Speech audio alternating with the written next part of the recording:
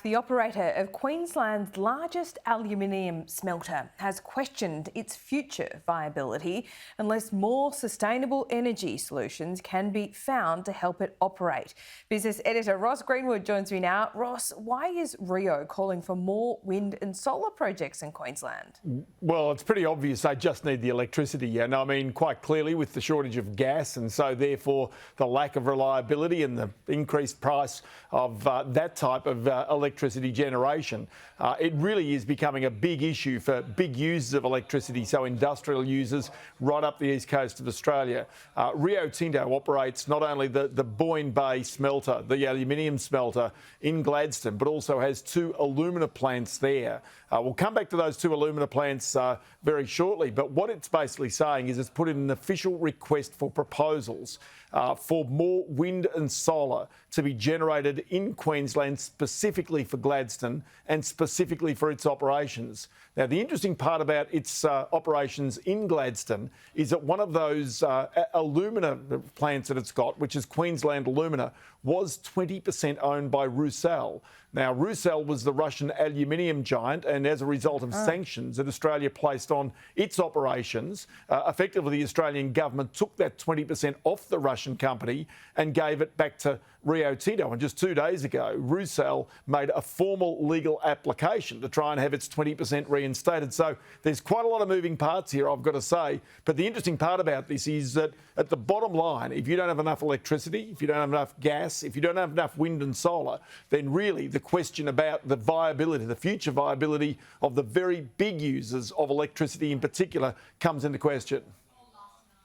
Yeah, right. OK, so let's move to Macquarie Bank. It's thrown down a challenge to the rest of the market by offering a higher savings rate.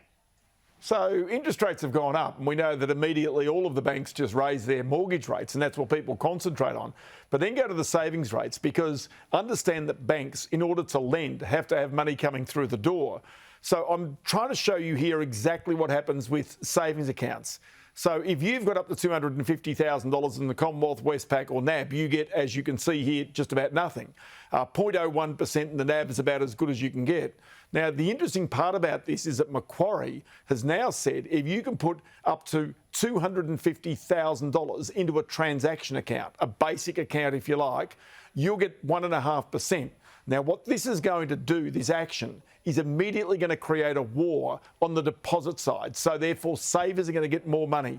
Now, what's happened previously is some term deposits and some other sort of higher, higher range deposit accounts have had higher interest rates. But this is the first time that it's come all the way to smaller transaction accounts. And so therefore, people with smaller balances can get a better interest rate. But if you consider that 0.01% is compared with 1.5%, you're earning basically 15 times the money. So for many people, they're going to sit there and look at that as an opportunity. But I get a sense that other banks are going to have to respond as a result.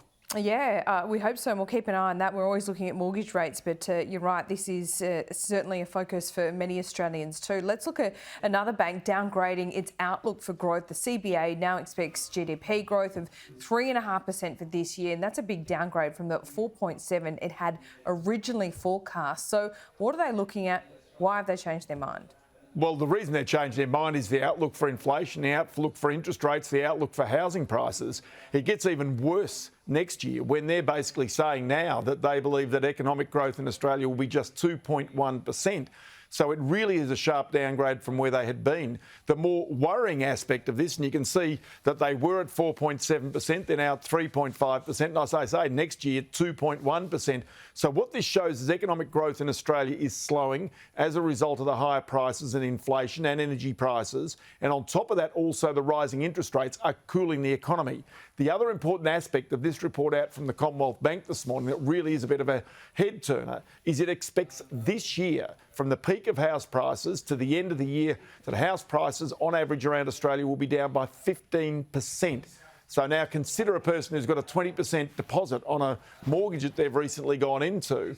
If they've got a 15% fall in their house price, it means that they've got fairly skinny margins in regards to the equity in their homes. And that, I think, is going to be a real issue. While people have got jobs, it's not a problem. But when people start to lose jobs, if that does happen, then it's going to become more of a struggle for an increasing number of families. Ross, it was great to hear from the Treasurer at the Sky News Economic Summit yesterday, the inaugural event. I thought he was quite upbeat about where the economy was headed, notwithstanding some of the headwinds that we've just spoken about. But inflation, as we've just discussed and been discussing for weeks now, is going to be the story. The RBA has indicated that'll be above 6%. And I thought Jim Chalmers was indicating that he's worried and Treasury thinks it might go even higher than that and stay high. Well, this is the reason why you've got interest rates being moved so rapidly by the Reserve Bank, why the government itself is going to have to find significant cost savings in its budget, which he now wants to be on October 25 as his preferred date. And so really it's a situation whereby if the government can find those cost savings, it takes pressure off the budget, and especially if it brings forward some of its measures, including the childcare subsidies that it wants to create more workers in Australia to take pressure off wages. But really, in many ways, it's a perfect storm with the energy prices rising. And what you're seeing here from the Commonwealth Bank with the slowing down of its forecasts of economic growth is an acknowledgement of what happens when you have very rapidly rising interest rates and very rapidly rising inflation. And it's that the Reserve Bank, that the Treasury and also the Treasurer himself are going to have to deal with in the months ahead. Yep, absolutely right. Ross, thanks so much. We'll speak soon.